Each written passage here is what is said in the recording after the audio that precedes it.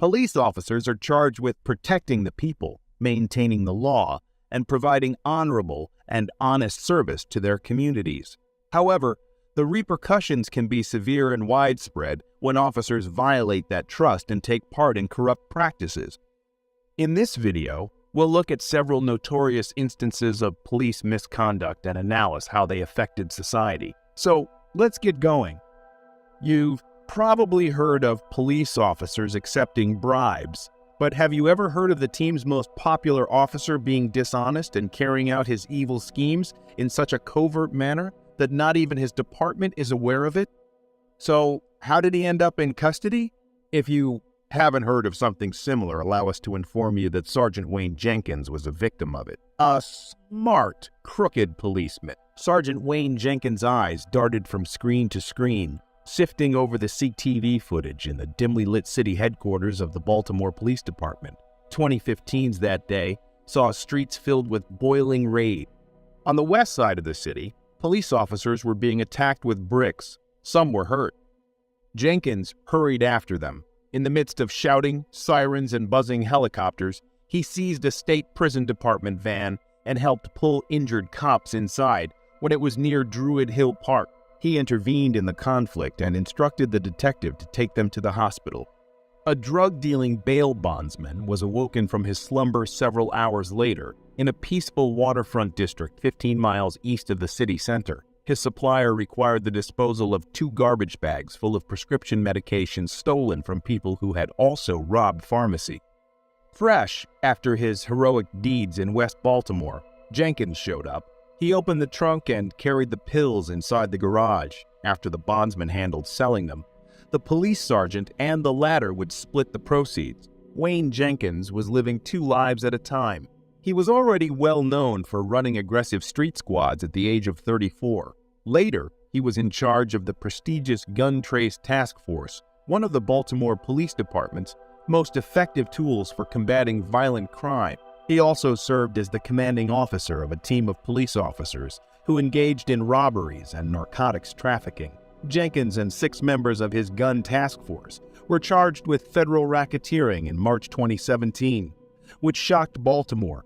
Many robberies, extortion, and overtime fraud were all allegedly committed by a group of seasoned police officers. Following the shooting death of Freddie Gray, long-standing mistrust of the police among many Baltimore residents grew. But the breadth and depth of these accusations were astounding. The Gun Trace Task Force was well known within the police force for its accomplishments in seizing alleged drug dealers, their caches, and their illicit weaponry. Jenkins was developing a reputation as a policeman in the division whose aggressive approach got results. His reputation as a cowboy who broke big cases through a frenetic pace of citizen stops and occasionally supplied evidence pointing up a chain of drug dealers was generally positive among current and former police officers.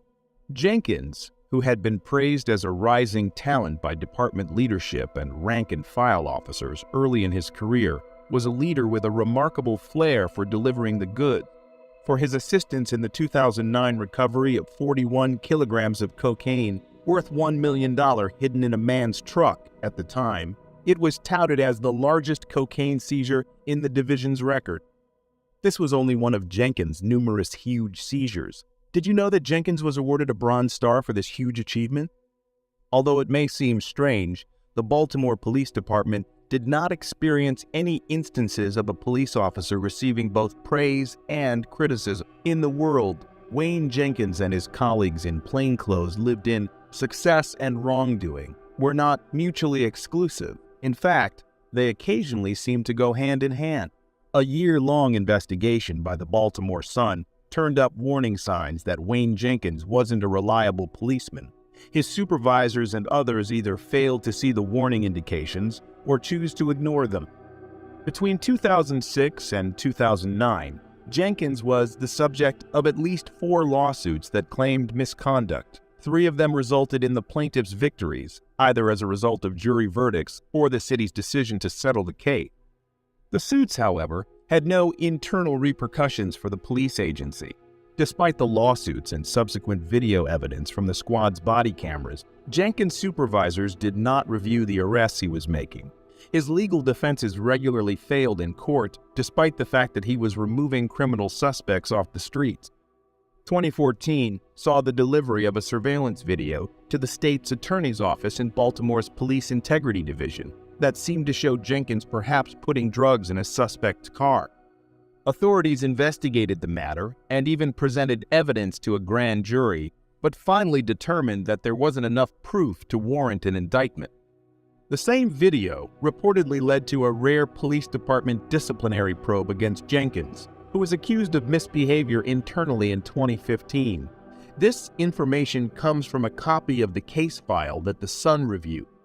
The investigators proposed Jenkins be demoted and placed on paid leave, according to the department's then Internal Affairs Chief, Daryl DeSalsa, who was the deputy commissioner at the time, allegedly intervened to halt the penalty. DeSalsa denies remembering the encounter, despite having later served as a commissioner and currently being in jail on federal tax charges, before being named in 2016 to lead the Gun Trace Task Force, one of the most recognized plainclothes teams in the police. These allegations of misconduct were made while Jenkins was serving in a number of plainclothes units, a long time before he was appointed. It is hardly surprising that Jenkins' greatest crimes, drug trafficking and robberies, were able to flourish in Baltimore's tolerant plainclothes culture, even if they seem to have been kept secret. These devices regularly operated unattended. They were free to hold and release suspects, as well as develop informants. They sometimes discreetly stepped over the line from aggressive policing to violating civil rights. When Jenkins first started stealing is unknown. In 2011, his first theft was reported. By the time his criminal career had completely taken off, it had already involved high-profile robberies and break-ins, and he was making over $170,000 per year, in part due to overtime fraud. To learn more about their activities, the Sun obtained thousands of pages of court records, dozens of body camera recordings, hundreds of emails from the police department, and a small number of internal files. A reporter also viewed court case recordings pertaining to the arrests of the cops. Over 50 people were questioned, including victims, prosecutors, defense attorneys, and current and former police officers. Jenkins allegedly robbed some of the defense attorney's clients. According to some of the attorneys, the bulk of his co-workers, including the police and prosecutors, told the Sun they were not aware that he and his policemen were involved in any illicit behavior. A drug associate alleged that Jenkins had been gathering narcotics off the street and profiting from their illicit sale for years before he was finally found guilty following an FBI investigation. Prior to joining the Gun Trace Task Force in 2016, some of his colleagues have also acknowledged stealing after an FBI investigation into the unit revealed the crimes committed by the GATF, Jenkins, and a number of other team members were taken into custody by federal agents. In June 2018, Jenkins was sentenced to 25 years in federal prison after entering a guilty plea to charges of racketeering, robbery, and record-keeping fraud. Corrupt police officers damage the reputation of their fellow officers who obey the law and honorably and devotedly serve their communities. They damage the reputation of the entire police force and make it harder for honorable officers to carry out their duties efficiently. The integrity of the judiciary and law enforcement is threatened by corruption, an immoral and unlawful practice. In addition to breaking the law, corrupt police officers damage the public's faith by taking bribes, covering up crimes, or employing excessive force. Furthermore, dishonest police officers can cause harm to innocent people by infringing on their civil rights, making false arrests, and acting abusively. This can result in erroneous convictions, the demise of the rule of law, and a loss of confidence on the part of the general people in the competence of the legal system to uphold their rights and interests. Public safety is compromised, and the rule of law is weakened by corrupt police officers. They undermine public trust in the police and foster an atmosphere of impunity where criminals feel free to act without consequence because they know that some police officers can be purchased or intimidated. What conclusions have you drawn from Jenkins' tale? Do you have any additional examples of dishonest police officers who were punished? If so, please tell us in the comments section. What are y'all taking me in for? What did I do? Operating a vehicle while under the influence of alcohol or drugs or other controlled substances. No. A belligerently intoxicated woman is arrested in Ohio after crashing a vehicle while transporting a patient with special needs. Kelly, I'm gonna have you step out with me, okay? We gotta go. I know. I gotta get you out of here though, okay? I know you're not gonna do that. Yeah. Kelly, we're not laying back down. All this before she blatantly Kelly Barton, then 48 years old, was put in a dangerous position by a series of strange happenings. She was on the clock and transporting a patient with special needs when the accident occurred. Kelly slammed into a lamppost while driving. Kelly's untidy and shaky appearance was immediately noticeable to the responding police officers. I don't know what this is. She shredded the back of that. She's She in the back of my car. Well, she popped both tires, so I'm afraid she hit something in Blue Ash. So, Yep. I guess it's going to be by the roundabout. that's what I think too. Well, you're saying she came Glendale Milford? Yeah, it'd be up. Oh, yeah. Okay, so here's what she told me. The driver is in her car. Okay. So I came to an empty vehicle. All right. The owner of this facility or whatever it is, they transport special needs people. 32, squad dispatch 106. This driver is a new Cinderella driver. Drive. She is For 93-year-old yes, female, she's semi-conscious. in the car. Kelly initially disputed responsibility for the collision, but it was later discovered that alcohol was a contributing factor. She denied that she had ever driven under the influence, despite the fact that she was employed as a caregiver. However, video surveillance from a neighboring gas station positively identified her as the driver. As a result, she was accused of driving under the influence while transporting the sick patient, and she also faced charges of ignoring her duty. Your driver is someone that stays at a shelter? Huh? Your driver is somebody who stays at a shelter? My coworker. She's a coworker. Okay. But I'm the driver. That's my car. She in the No, back I'm seat talking lady. about this one. This one, yeah, she stays in She the stays shelter. in the shelter, She just got okay. the job. Yeah, she just got We're trying to hired. figure out a way, if we got to get her home, we got to figure out I'll get her. a I'll safe take her. place to... Yeah, she's at the shelter. I know. So here's the situation. It's a unique one. Roadway 31, okay. This 7 north. car belongs to a special needs driver service. They drive special needs people around to different places. The driver is heavily intoxicated. We're going to go see what she hit in Blue Ash, but the gentleman that was being driven said she hit a pole. The car's on only one wheel. When I got here, the car is turned off, and this driver is sitting in the passenger seat of a coworker's car that came to pick up the special needs person. So, can we even go the guy route? Nobody saw her driving. Lady picked her up, said my boss told me to come down here, and Kelly's behavior took a sudden and unwelcome turn as paramedics arrived to examine her. She started making sexual statements about the responding officers that shocked everyone.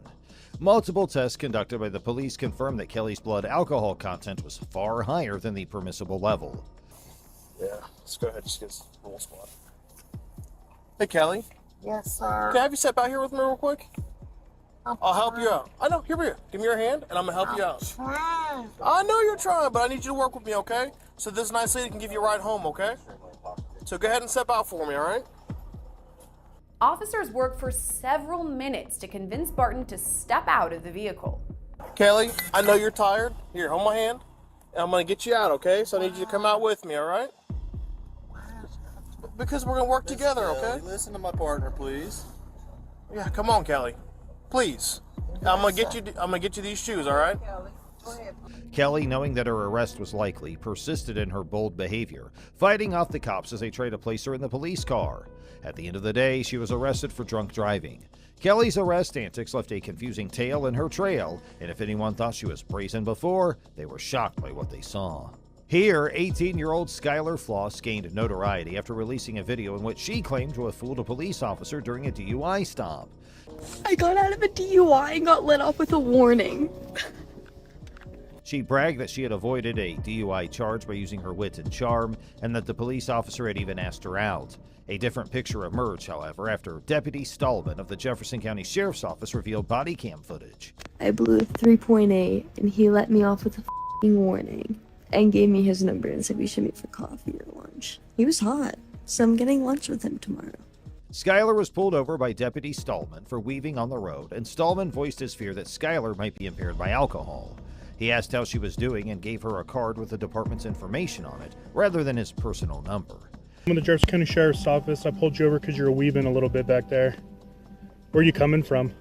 I was coming from my friend's house. I actually just got dumped. Okay. So I was like crying and like I'm really Okay. sorry. Were you on your phone and stuff too? I was trying to call him to get a hold of him because my heart hurts. Okay. So bad. Well, I'm just concerned that you were weaving because of alcohol, but if you're on your phone, have you been drinking or anything tonight? No? Okay. Despite her protest, the officer acted professionally by issuing simply a warning for her own protection. Skylar's video not only showed her bragging about taking advantage of the cops' good nature, but also showed her making up a story about how she blew an astounding 3.8 on a breathalyzer, which could have killed her. As a matter of fact, she was never put through any sort of examination. Skylar's irresponsible behavior at a party before the event was revealed by new evidence. Sounds like you're having a rough night, so I'm not going to add to that by writing you a ticket or anything, okay? So I'm just going to give you a warning. It's not a big deal. I just want to make sure you're okay. You were weaving a little bit, and I just want to make sure you're okay to operate the motor vehicle, and I believe you are. So my information's right here on the front. The reason I stopped you here is on the back. Where we were headed, get there safely, and I'm sorry you're having a bad night. Yeah, I'm just like, Okay. No, you're fine. Yeah, no, you don't need to apologize. I mean, you were weaving a little bit with no traffic out. I just want to make sure you're okay, that's all. Skylar eventually confirmed her irresponsible behavior and her fabrication of stories for online attention. Neither she nor Deputy Stallman, who had behaved professionally throughout the incident, faced any legal consequences. The incident acted as a warning against making baseless charges and highlighted the significance of acting responsibly while behind the wheel. Lydia Badillo found herself in a precarious circumstance that differentiated her from the other people. During her effort to sneak 2 undocumented immigrants across the Mexican border, she was caught by Border Patrol agents. Fine, you're fine. Just come over here to this side. Do you have anything right here? Oh, no, you want No? me to open it? Yeah. Right. Okay. They're my friends. Okay, and who are these? Who's on these friends? Okay, Carmen y Joana. okay. Okay, are these legit? Because they look fake. I'm guessing, because I met them at Club Fuego. We're going to Agave. We're going to go have some drinks. How long have you met this? Yeah, tengo como 4 months. We met there at Club Fuego. Oh, okay. All right. Just wait for me right here, okay? You don't have anything? I'm looking at your Sorry, sir. What? I'm looking at your eyes. Why? Because you look pretty handsome. Oh. We need to call the cops. Can I just, please, I have an autistic kid in my house. Okay. Please. Let's do it. Please. Yes. Lydia resorted to an ill-conceived approach when her illegal business started to fall apart. She sought to seduce Officer Francis by asking him to wait while she lavished him with praises. This was a mistake on her part. Officer Francis, on the other hand, was not readily persuaded. He began to have doubts about the fake identification cards that Lydia had handed him. I had 2 investigators today, Okay, earlier. okay. Do it, ma'am. In What? my car, Ma'am, I just want to... estos documentos por un tiempo. ¿Por un año? Ok. Pues son falsos, ok. Y tener documentos en estados de Texas es un delito. Las ID, a esta te sale a un señor, a tuya. A esta no me sale nada. Ok, so estas identificaciones son falsas. Ok. After conducting further research, he discovered that both of the IDs were forged, exposing Lydia's deceptive plan. The 2 women who were traveling with her were revealed to be undocumented immigrants hailing from El Salvador who were caught up in a murky human trafficking operation. These victims were held captive in debt bondages, where they were compelled to perform forced labor and subjected to sexual exploitation in order to repay their traffickers. Ahora, yo lo que le quiero dar a entender a ustedes es que... So it's clear what's going on now. But we already passed that. You had 2 undocumented people in the vehicle. We're past that. Y ahora Ma'am. ya es mi culpa. Ma'am. Culpa de eso. Okay? You're under arrest for human smuggling. No, sir. Turn around. Please. Turn around. Okay. Todo por yo manejar. Turn around. Separate your arms. Lydia was taken into custody without delay, while the 2 Salvadorian ladies were deported back to their native country, potentially saving them from years of unspeakable torment. The ill-advised attempt that Lydia made to charm her way out of trouble failed tragically, as Officer Francis stayed unwavering in his commitment to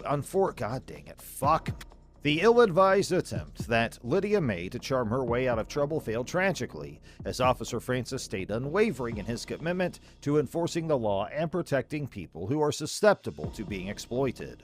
Balance? I do have an autoimmune disease called Behçet syndrome. Okay. Yes. Behçet syndrome? Behçet syndrome. The last time I was diagnosed, I was about the third person in New Mexico to have it. Okay. It's very similar to lupus. Okay. All right. Then have you try these tests as best you can, and we'll go from there, okay? Yes, sir. Do you feel comfortable walking in those shoes? Yep. Does your autoimmune disease or whatever it is, does it affect your ability to walk and balance? At times, I do get lesions inside of my intestines. I did go to the doctor last week for a lesion that I had. Okay. And did they give you something for it? Do you think it's better? They haven't done anything? The unexpected meeting between Brooke Teague and a police officer took a fascinating turn that worked out well for her. She was initially stopped because of her irregular driving, which raised concerns about possible intoxication or a need for assistance. When Officer Smith pulled Brooke over, she greeted him cheerfully. Mr. Eyes, do you understand? Yes, sir. Try to hold your head still, please. Keep watching it. I need you to look at it. 1, 2, 3. My balance is very bad. 4, 5, 6, 7, 8, 9. E, F, G, H, I, J, K, L, M, N, O, P, Q. Okay, do you know your numbers? Yes, sir. Can you count backwards for me? Start at 47 and end at 32, please. 47 to 32? Yes. 47, 46, 45, 40. Okay, just do a You're 47 not allowed and to arrest start me me. at 46. The breast test is by willingness. Okay. Go ahead and turn around for me. I'll read you the implied consent, and you can decide for yourself. You're not going to... Brooke claimed multiple times that she had only had one beer and that she had just gotten off the phone with her baby's father, Zachary. Brooke had obviously had more than one drink, but her relationship with the police officer only improved as time went on. Go to your left. You are under arrest for driving under the influence of an intoxicating liquor or drug. The New Mexico Implied Consent Act requires you to submit to a breath test to determine the alcohol content of your blood. After you take our test, you have the right to choose an additional independent test.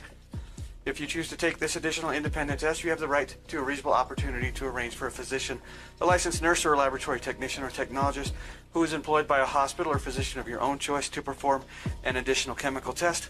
The cost of this additional test will be paid for by the law enforcement agency, the Albuquerque Police Department. Do you agree to take our test? It will be a breath test. Constant breath. Blow constantly, hard and constantly until the machine stops making noise. Go ahead. Blow, blow, blow, blow, blow, blow, blow, blow, blow, blow, blow, blow, blow. Try it again.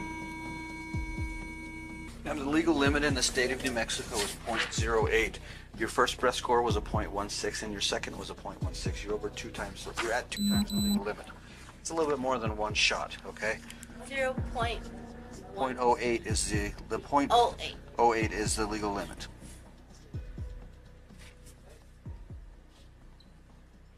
You are going to be transported out to MDC where you'll be booked for DWI. You're also going to be booked for failed to maintain a traffic lane, failed to obey a traffic control device, and for not having your proof. Brooke failed the sobriety test administered by Officer Smith, resulting in her arrest for DUI despite her laughter and smiles during the test. The officer remained serious throughout their conversation. We have insurance in the vehicle. Do you have any questions for me? Do I have to make a phone call? You'll be able to make a phone call once you get processed, booked, photographed, fingerprinted. Okay, turn around for me. Hands back behind your back. How long? About like a year or 2 ago. No, how long did you fight though? Oh, I fought for 11 years. Did you ever have your nose broken? Yes. What? My mom took me in to stand up for myself from bullying. You want to talk to your mom? Do you want to tell her you got arrested? Yes. Okay.